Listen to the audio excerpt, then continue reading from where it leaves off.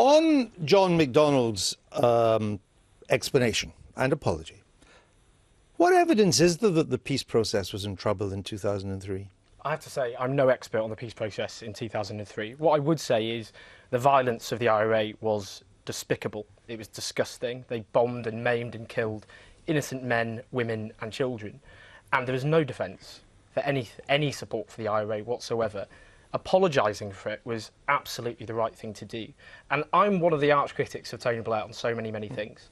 One of the things I think people, regardless of whether they support Labour or any other party, should be proud of is the fact that that bombing and maiming and killing came to an end because of that peace process. I understand, but what I'm trying to work out, because you worked for John McDonnell, didn't you? I worked for the trade union groups like the NUJ, right. PCS. He chaired those groups. This was 10 years ago, and I'm absolutely proud to have worked for the trade union. I understand. So 10 years ago is almost 12 years ago, which is when he made these... I mean, if you're trying to connect me in some way to comments I wasn't even aware of, then I think that's going to be... My view is... My view is the IRA's violence was despicable and abhorrent. And that's the end of it. And I wouldn't expect you to say anything else. I've asked you if there was any evidence of the peace process breaking down, and you said you don't know. I'm absolutely no expert on what was going on. Is there any evidence that Mr. McDonnell, who claims he was trying to save the peace process, so he bigged up the IRA, we honour them, is there any evidence that he honoured the UVF and the UDA in the same way? Well, I know he did, because I looked into what happened with these comments. He wrote a Guardian article afterwards, which I read, in which he said that both people involved with the Republicans and the Loyalists got involved for whatever reasons, and he said that on both sides their violence was abhorrent.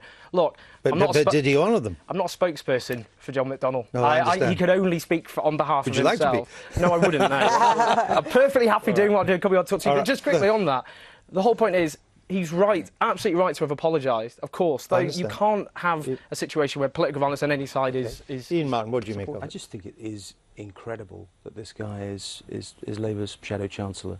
I think because the events of the last week have been so seismic and so captivating, McDonnell has had very little attention or scrutiny until last night. And that appearance on Question Time and the media focus today is probably the first time that many people in Britain are actually hearing the guy's name.